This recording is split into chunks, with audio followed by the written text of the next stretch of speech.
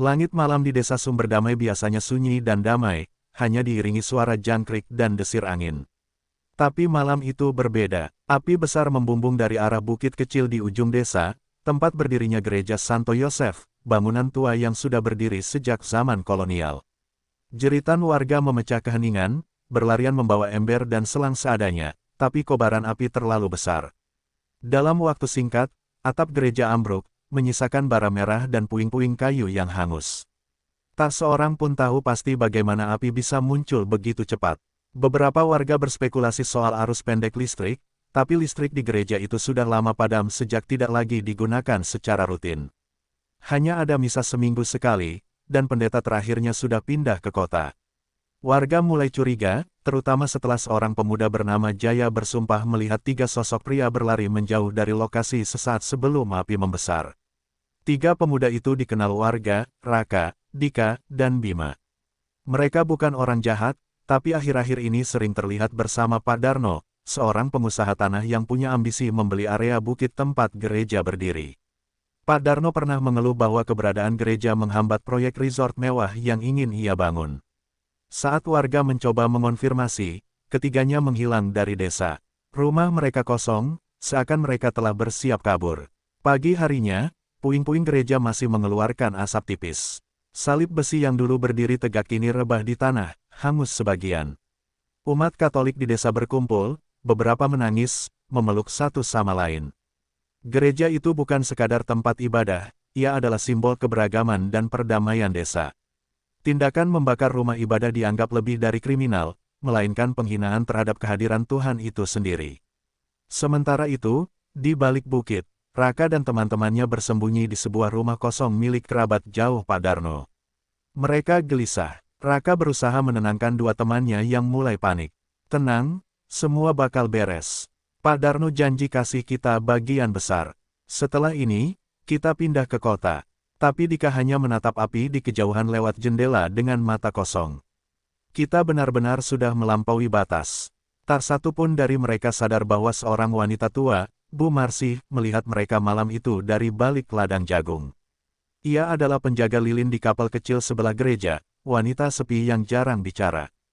Tapi malam itu ia melihat semuanya, dari saat Raka membawa jeriken bensin, Dika menyalakan korek, dan Bima yang melempar obor ke pintu gereja. Ia berlutut di ladangnya, berdoa sambil gemetar, Tuhan, lihatlah apa yang mereka lakukan. Hukum mereka dengan caramu. Pagi harinya, polisi datang ke lokasi dan mulai menyelidiki. Warga tak banyak bisa bantu, hanya menebak-nebak. Tapi kabar cepat menyebar bahwa pelakunya adalah Raka dan kawan-kawan. Bahkan orang tua mereka merasa malu dan mulai dicemooh. Sementara itu, Pak Darno tak menunjukkan batang hidungnya. Ia seolah menghilang dari desa, meski orang tahu dialah dalang dari semua ini. Di langit yang mulai cerah, sisa asap dari gereja membumbung pelan. Di antara puing-puing, salib kecil dari perunggu masih berdiri tegak, tertancap di altar yang separuh hancur. Seorang anak kecil menunjuk ke arah salib itu dan berkata kepada ibunya, Bu, Tuhan nggak pergi, kan?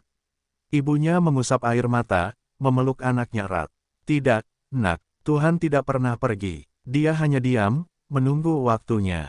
Penyelidikan resmi dimulai. Polisi datang dari kota untuk menangani kasus pembakaran gereja yang mengguncang warga. Mereka memeriksa sisa puing, mengumpulkan keterangan dari warga, dan segera mengeluarkan pernyataan, ini bukan kebakaran biasa. Ada bekas bahan bakar di sekitar pintu utama dan jendela, tanda pasti bahwa itu adalah pembakaran yang disengaja. Isu makin panas, dan desas-desus mulai menyebar lebih cepat dari api yang membakar gereja itu. Warga mulai mengaitkan kejadian ini dengan ambisi lama Pak Darno. Pria itu memang sudah lama mengincar tanah bukit gereja untuk dijadikan bagian dari proyek resort dan villa. Beberapa tahun lalu, dia sempat menawarkan uang kepada keuskupan untuk membeli tanah itu, namun ditolak mentah-mentah. Tanah itu suci. Kami tidak akan menjual rumah ibadah hanya demi keuntungan dunia, ujar pastor lama waktu itu. Sejak saat itu, Pak Darno tampak menyimpan dendam. Ternyata bukan hanya itu. Beberapa warga juga mengaku mendengar pembicaraan samar antara Pak Darno dan Raka beberapa minggu sebelumnya di warung kopi. Tak ada yang mengira itu serius, hanya obrolan santai yang terdengar penuh kebencian. Tapi kini, semua potongan itu mulai membentuk gambar utuh. Raka dan teman-temannya telah dijadikan alat untuk menciptakan masalah di gereja, agar tanah itu tampak tak lagi layak dan bisa dibeli murah. Di tempat persembunyian mereka, ketiga pemuda itu mulai berdebat. Bima yang paling muda dan penakut terlihat stres. Kita pikir ini cuma bikin rusuh, bukan bakar gereja sungguhan, katanya panik. Tapi Raka bersikeras mereka hanya menjalankan tugas. Kita cuma disuruh bersihkan tempat itu, bukan urusan kita kalau akhirnya jadi besar begini, jawabnya dengan suara tegang, tapi dalam hatinya ia juga mulai goyah. Dika, yang dari awal tampak diam, kini mulai menunjukkan gelagat menyesal. Ia mengingat momen saat obor menyala di tangannya dan wajah Yesus yang tergantung di jendela gereja memantulkan cahaya merah dari api. Sejak malam itu, wajah itu terus muncul dalam tidurnya. Gue nggak bisa tidur, Kak. Tiap malam kayak ada yang liatin gue, katanya lirih. Tapi Raka hanya menggeleng. Kita udah sampai di sini. Mundur sekarang cuma bikin kita makin susah. Sementara itu, di kantor polisi desa, penyidik menunjukkan bukti rekaman CCTV dari rumah warga yang mengarah ke jalan menuju bukit. Terlihat samar 3 orang berlari tengah malam membawa benda seperti jeriken. Sayangnya, wajah mereka buram. Tapi salah satu penyidik mengenali postur tubuh Raka. Anak itu pernah saya tahan waktu kasus pencurian motor 2 tahun lalu, ujarnya. Nama-nama mereka pun mulai dikumpulkan dalam daftar buron. Kabar mengenai dugaan keterlibatan Pak Darno belum bisa dibuktikan. Ia menutup rapat rumahnya dan menolak bicara dengan siapapun. Bahkan sopir pribadinya mengaku tidak tahu di mana Pak Darno berada sejak malam kebakaran. Namun bagi warga, semua sudah jelas, pembakaran itu bukan insiden, tapi kejahatan terencana demi kepentingan bisnis. Dan ketiganya adalah pion-pion yang diperalat. Namun satu hal yang belum disadari oleh para pelaku adalah, mereka bukan hanya sedang berurusan dengan hukum manusia. Api yang mereka nyalakan telah membakar sesuatu yang jauh lebih besar, hati umat dan rumah Tuhan. Sejak malam itu, bukan hanya polisi yang mengejar mereka, tetapi juga rasa bersalah yang perlahan akan menggerogoti hidup mereka, sedikit demi sedikit. Hari itu, Bu Marsi duduk di teras rumahnya, memandang reruntuhan gereja dari kejauhan. Matanya yang keruh masih menyimpan luka malam itu. Ia belum bicara pada siapapun tentang apa yang dilihatnya. Bukan karena takut, tapi karena ia yakin, Tuhan akan mengurus semua ini dengan caranya. Di tangannya, rosario tua tergenggam erat, bibirnya terus merapal doa dalam bisikan lemah namun teguh. Bu Marsi dikenal warga sebagai orang yang aneh, sepi, misterius, dan dianggap setengah gila. Tapi mereka juga tahu satu hal, ia sangat taat berdoa, dan konon bisa merasakan hal-hal yang tak dilihat mata biasa. Malam kebakaran, ia tak hanya melihat pelaku, tapi juga merasakan hawa dingin menusuk tulang. Katanya, bukan cuma gereja yang mereka bakar, tapi juga batas kesabaran langit. Di rumah persembunyian, keadaan semakin kacau. Dika mulai mengalami insomnia parah. Matanya bengkak, tubuhnya gemetar setiap malam. Ia mengaku mendengar suara lonceng gereja berdentang, padahal mereka jauh dari lokasi. Bima lebih buruk lagi, ia mulai berbicara sendiri, memandangi tembok sambil komat-kamit. Dia melihat kita, dari api, dia belum selesai, katanya berulang-ulang. Raka mulai kesal dengan dua temannya. Ia berusaha tetap logis, menyuruh mereka tenang dan fokus pada rencana pelarian ke kota. Namun dalam hatinya, rasa takut juga mulai merambat pelan. Semalam, ia bermimpi berada dalam gereja yang terbakar, dan dari balik kobaran api muncul sosok pendeta tua yang menunjuk padanya sambil berkata, bukan api yang akan membakar jiwamu, tapi penyesalan yang abadi. Sementara itu, di desa, suasana mulai mencekam. Hewan-hewan peliharaan warga mendadak mati tanpa sebab, tanaman layu padahal hujan turun cukup. Seorang anak kecil kerasukan dan berteriak-teriak di gereja yang terbakar, mengucapkan kata-kata dalam bahasa Latin yang tak ia kenal. Warga mulai percaya bahwa ini bukan sekadar musibah biasa. Ada yang bangkit, bisik salah satu warga tua. Bu Marsi akhirnya membuka suara. Di depan sekelompok warga yang berkumpul di rumah kepala dusun, ia berkata pelan, aku melihat mereka. 3 anak muda, mereka bawa bensin dan obor. Tapi lebih dari itu, aku melihat bayangan besar di belakang mereka. Seperti sosok hitam yang tersenyum. Semua yang hadir merinding. Kalian kira mereka hanya membakar kayu dan batu. Tidak, mereka bangunkan sesuatu yang sudah lama tertidur. Kepala dusun mengusulkan untuk mengadakan doa bersama di reruntuhan gereja. Meski bangunannya hancur, altar kecil dan salib perunggu masih utuh. Warga berkumpul malam itu dengan lilin dan doa, berharap ketenangan kembali. Tapi di tempat persembunyiannya, Dika muntah darah tanpa sebab. Bima pingsan setelah melihat wajah di cermin. Raka masih mencoba menyangkal semuanya, tapi kegilaan mulai menjalari pikirannya perlahan. Mereka tak tahu bahwa balasan sudah mulai bekerja. Tuhan mungkin diam, tapi bukan berarti ia lalai. Kadang, hukuman tidak datang dalam bentuk petir dari langit, tapi dari dalam, dari rasa bersalah, dari kesepian, dari mimpi buruk yang tak berhenti. Dan untuk Raka, Dika, dan Bima, malam-malam berikutnya akan menjadi awal dari kehancuran jiwa mereka. Minggu ketiga sejak pembakaran gereja, tubuh Raka terguncang keras di lantai dapur rumah persembunyian. Kakinya terjepit balok kayu tua yang roboh dari langit-langit. Ia menjerit kesakitan, darah mengucur deras. Dika dan Bima panik, berusaha menolong, tapi kaki Raka sudah remuk. Mereka tak berani ke rumah sakit, nama mereka sudah tersebar, dan polisi tengah memburu. Akhirnya, mereka hanya bisa membalut seadanya, dan sejak hari itu, Raka tak bisa berjalan lagi. Dika, yang mulai merasa tak tahan, memutuskan pergi diam-diam. Ia pulang ke rumah ibunya di kota, berharap bisa sembunyi sebentar. Tapi semua sudah berubah. Istrinya mengusirnya, membawa serta anaknya. Di matanya, Dika bukan lagi manusia, tapi iblis yang menghancurkan rumah Tuhan. Bahkan ibunya sendiri menolak menatapnya, hanya berkata, "Aku tidak melahirkan pembakar rumah ibadah." Dika pergi dari rumah dengan pakaian robek dan hati yang hancur. Bima, yang ditinggalkan sendiri bersama Raka, kehilangan kendali sepenuhnya. Ia mulai berbicara pada kursi kosong, menangis di sudut ruangan sambil menggaruk-garuk tembok. Ia sering berkata, "Dia datang malam-malam. Dia duduk di ujung ranjang. Dia bawa api." Raka mencoba membentaknya, berharap bisa membuatnya sadar, tapi yang keluar dari mulut Bima hanyalah gumaman tak jelas dalam bahasa asing. Sementara itu, di desa, warga kembali bergotong royong membersihkan sisa puing gereja. Sebuah pengumuman datang dari keuskupan, seorang pendeta muda akan dikirim untuk memimpin proses pemulihan spiritual desa. Namanya Pastor Lius. Ia tidak hanya muda, tapi juga bijaksana dan rendah hati. Dalam khotbah pertamanya, ia berkata, bangunan bisa dibakar, tapi iman tidak. Dan iman akan membangun kembali apa yang hancur. Kata-kata itu menyentuh banyak hati. Desa mulai berubah. Orang-orang kembali berdoa, saling menguatkan. Bahkan warga non-Katolik ikut membantu, menyadari bahwa ini bukan sekadar tragedi agama, tapi luka bersama. Reruntuhan gereja dijadikan tempat doa terbuka.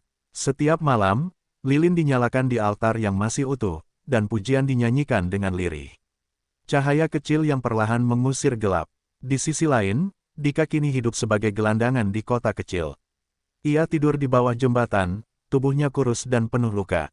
Setiap malam ia terbangun oleh mimpi yang sama, api yang membakar, suara jeritan dari altar, dan sosok dengan mata bercahaya menyentuh dahinya.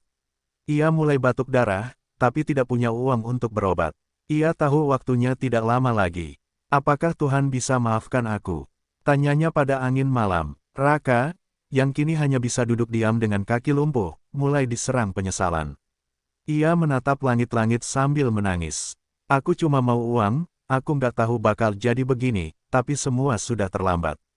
Ia tak bisa kembali, dan setiap malam, suara lonceng gereja berdentang di telinganya, padahal tidak ada lonceng di sekitar tempat persembunyiannya. Hidup mereka, yang dulu dipenuhi semangat muda dan ambisi, kini tinggal puing. Sama seperti gereja yang mereka bakar. Tapi bedanya, gereja bisa dibangun kembali, hidup mereka perlahan runtuh, hancur oleh dosa yang mereka nyalakan sendiri. Sejak malam gereja terbakar, sosok Pak Darno seolah lenyap di telan bumi. Kantornya di kota tutup mendadak, rumah besarnya di desa terkunci rapat, bahkan sopir dan asistennya pun mengaku tidak tahu kemana bos mereka pergi. Warga bertanya-tanya, bagaimana bisa seorang pria kaya dan berpengaruh tiba-tiba menghilang seperti bayangan. Namun bagi sebagian orang, terutama orang tua-tua desa, ini bukanlah kabar baik, tapi pertanda buruk. Bu Marsi mulai merasa ada yang tak beres. Beberapa malam berturut-turut, ia melihat bayangan tinggi berdiri di bawah pohon besar di belakang gereja yang hangus. Sosok itu tidak bergerak, hanya berdiri menatap ke arah altar rusak.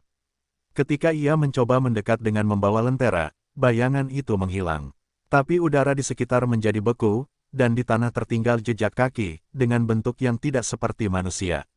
Di kota, seorang wartawan lokal bernama Hadi mulai menyelidiki keberadaan Pak Darno.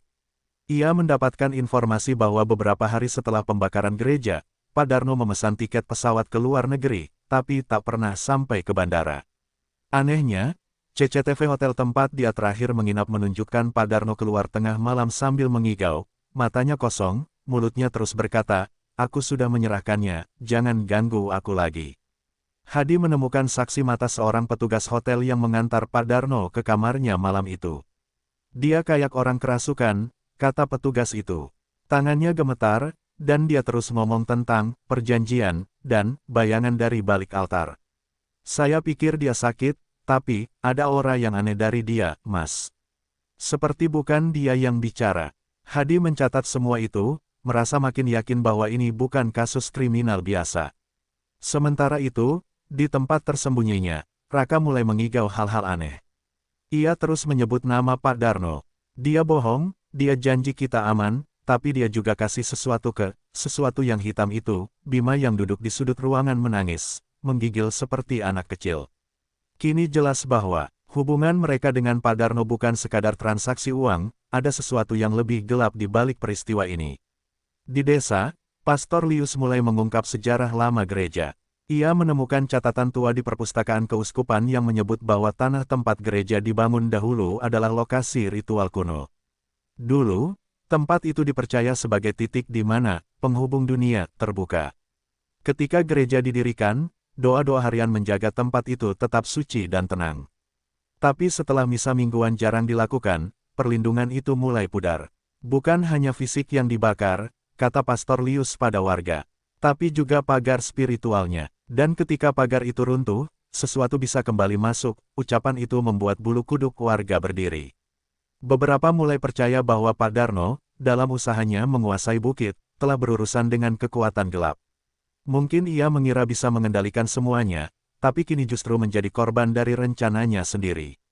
Dan malam itu, ketika semua warga tidur lelap, seorang penggembala menemukan tubuh Pak Darno di kaki bukit.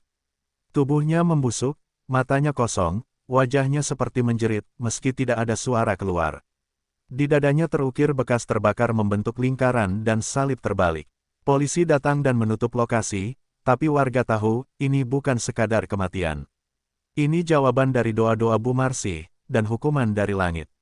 Pemakaman Pak Darno dilakukan tanpa upacara resmi. Tak ada keluarga yang datang. Hanya beberapa petugas dan seorang pastor tua dari luar kota yang diminta untuk mendoakannya. Namun ketika peti jenazah diturunkan ke liang lahat, seekor anjing melolong keras dari kejauhan dan langit tiba-tiba mendung.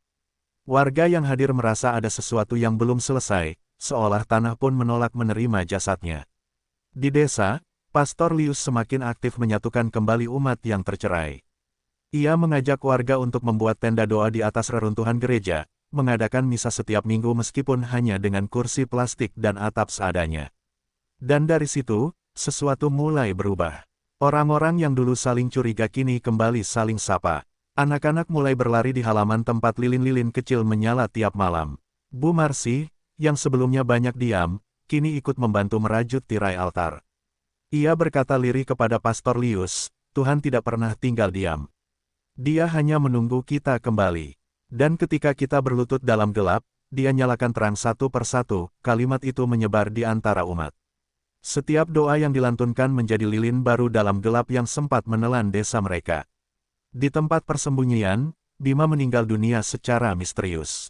Tubuhnya kaku dengan mata terbuka lebar, seolah melihat sesuatu mengerikan di detik terakhirnya. Raka, yang semakin lumpuh, hanya bisa menangis menatap tubuh sahabatnya. Kini hanya dia yang tersisa. Ia mencoba menghubungi siapapun lewat ponsel, tapi tak ada yang menjawab. Dunia telah meninggalkannya seperti ia pernah meninggalkan imannya. Dika, yang hidup sebagai pengemis, tersungkur di pelataran gereja tua di kota tetangga. Tubuhnya demam, napasnya berat. Seorang suster yang lewat menolongnya, memberinya makan dan tempat tidur. Tapi malam itu, Dika bangun dengan gemetar. Ia berlutut di depan salib besar dan menangis seperti anak kecil. Tuhan, ampuni aku, katanya berulang-ulang. Dan untuk pertama kalinya, tidurnya damai. Warga desa menerima kabar bahwa proyek pembangunan resort di Bukit Gereja resmi dibatalkan. Pemerintah daerah memutuskan menjadikan lokasi itu sebagai cagar budaya dan spiritual, setelah banyak desakan dari komunitas agama dan kelompok adat. Tanah itu disucikan kembali oleh perwakilan gereja. Tanah ini bukan milik siapapun, ini milik Tuhan, kata Pastor Lius saat upacara pemurnian. Di balik semua itu, satu hal menjadi jelas bagi warga, lilin-lilin iman yang dinyalakan dengan ketulusan bisa mengalahkan kegelapan sebesar apapun. Rasa takut perlahan berubah menjadi kekuatan. Rasa marah digantikan oleh pengampunan. Dan luka yang dulu membakar desa itu, kini mulai berubah menjadi saksi kasih yang tak pernah padam.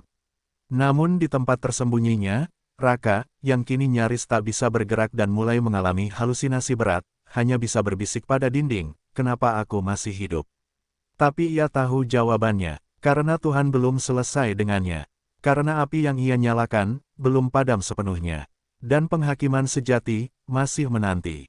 Raka terbangun di tengah malam oleh suara bisikan yang menggema di seluruh ruangan. Padahal rumah itu sudah sunyi, Bima sudah mati, dan ia sendiri tak mampu berjalan. Namun suara itu jelas, datang dari sudut gelap kamar, menyebut namanya pelan, penuh nada getir. Raka, Raka, sudah waktunya. Tubuhnya berkeringat dingin, jantungnya berdetak cepat. Ia menatap ke arah suara, tapi yang tampak hanya bayangan. Dinding ruangan yang lembab mulai menunjukkan bercak hitam. Seperti bekas terbakar. Dari lantai, muncul abu-abu halus yang berterbangan tanpa angin. Aroma hangus menyengat hidungnya, dan di balik semua itu, terdengar dentingan lonceng gereja, lirih dan menyayat.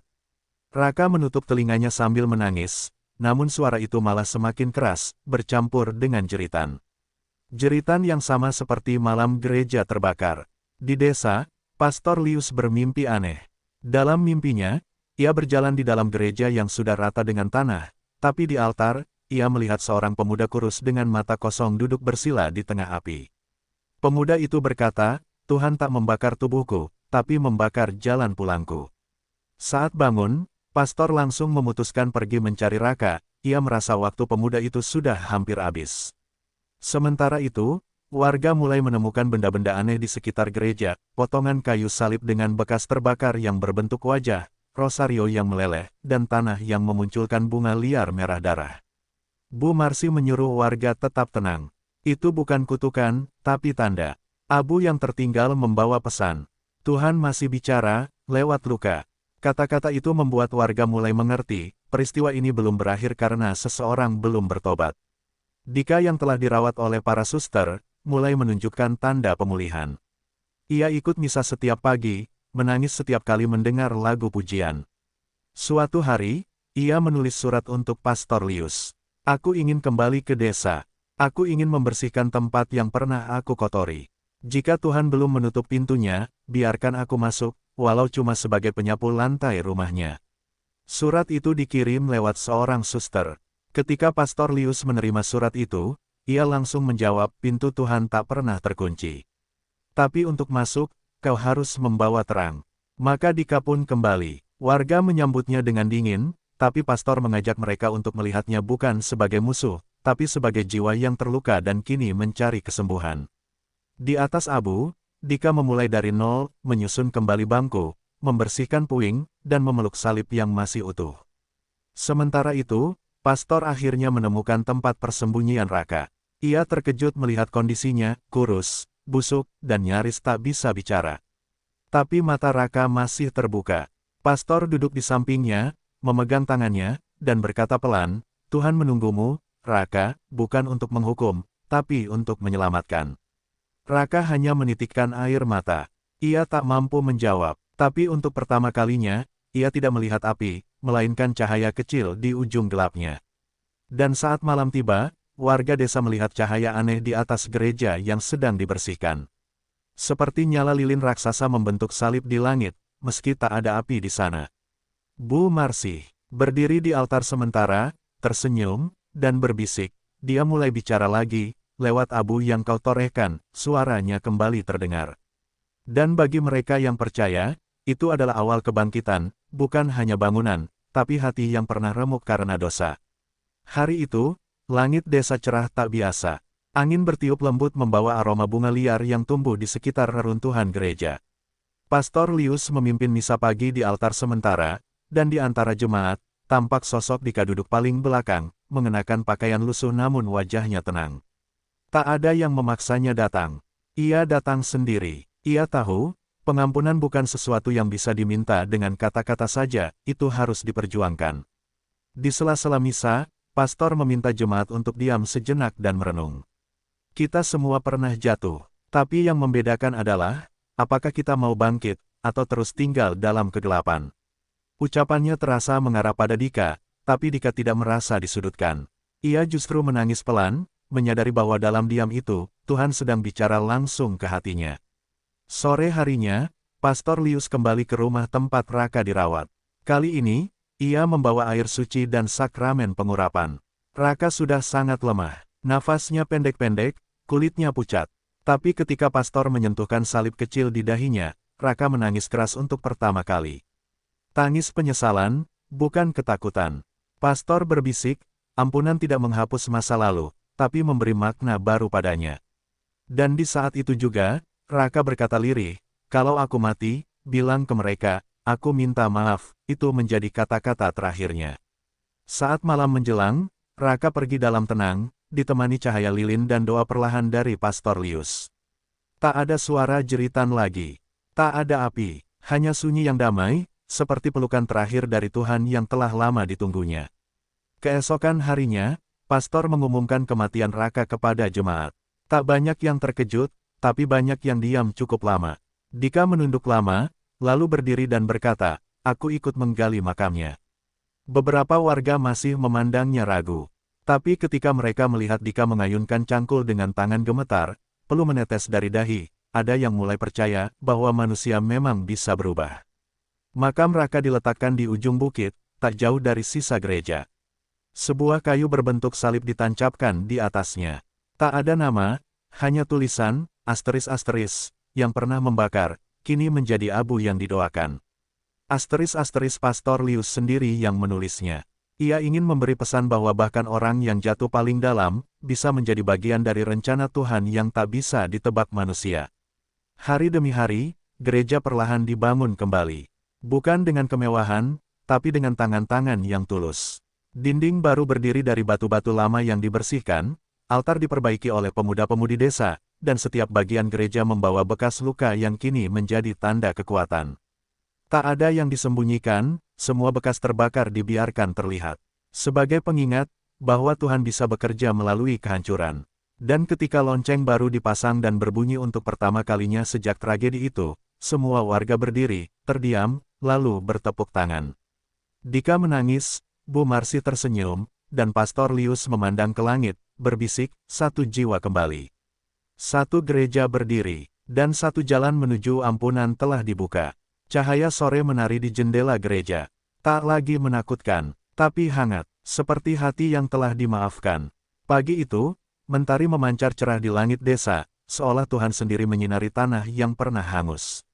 Gereja baru berdiri, belum sepenuhnya selesai, namun semangat warga mengalahkan keterbatasan. Lonceng tua yang dulu hangus ditemukan kembali di antara puing, dan kini digantung di menara sederhana. Saat dibunyikan, suaranya tidak nyaring, namun cukup untuk membuat seluruh desa berhenti dan mendongak, terang itu benar-benar telah kembali. Dika mulai menjadi bagian dari kegiatan gereja. Ia tak pernah memaksa dirinya bicara banyak, tapi setiap hari ia membersihkan halaman, menata kursi, dan menyalakan lilin di altar. Beberapa anak-anak mulai mendekatinya, menanyakan kisah hidupnya. Dika hanya berkata, "Aku dulu gelap, tapi Tuhan tidak pernah menyerah." Kata-kata itu sederhana, namun setiap yang mendengarnya bisa merasakan kebenaran di baliknya. Bu Marsi dan beberapa ibu mulai mengajarkan anak-anak menyanyi kembali. Lagu-lagu lama yang dulu menggema di gereja, kini kembali terdengar meski dengan suara serak dan tawa kecil anak-anak. Kasihnya seperti sungai, salah satu lagu favorit, menggema di sore hari, seolah meresapi setiap celah gereja yang belum selesai. Dan setiap nada terasa seperti pujian, dan permohonan maaf sekaligus. Sementara itu, Pastor Lius menerima surat dari keuskupan. Ia diberi izin penuh untuk menjadikan gereja itu sebagai pusat rekoleksi dan pemulihan rohani. Banyak orang dari luar mulai mendengar kisah desa itu, tentang tragedi, pengkhianatan, dan keajaiban pengampunan. Beberapa relawan datang membantu pembangunan. Tapi pastor selalu berkata, yang terpenting bukan bangunan ini, tapi hati yang sedang diperbarui. Suatu malam, Dika bermimpi didatangi Raka. Dalam mimpinya, Raka duduk di altar gereja tua yang penuh cahaya. Ia tak tampak menyeramkan lagi, tapi damai, bahkan tersenyum. "Terima kasih sudah menyelesaikan yang aku tinggalkan," katanya. Dika terbangun dengan air mata. Ia menatap salib yang tergantung di dinding dan berkata pelan, "Tuhan, aku tahu Kau tidak membenciku. Terima kasih, masih memberiku kesempatan." Warga yang dulu mencemooh Dika kini perlahan mulai menyapa. Tidak semua langsung percaya, tapi mereka mulai menyadari, jika Tuhan saja bersedia memberi kesempatan kedua, siapa mereka untuk menolak? Perubahan tidak terjadi dalam sehari. Tapi hari demi hari, terang itu makin menyala. Dan abu yang dulu menjadi simbol kehancuran, kini berubah menjadi tanah tempat iman bertumbuh. Di sebuah sudut gereja, dipasang papan kayu kecil bertuliskan, ***, tempat ini pernah dibakar.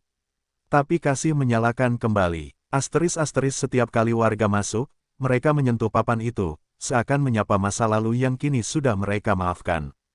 Tak ada lagi ketakutan, tak ada lagi dendam.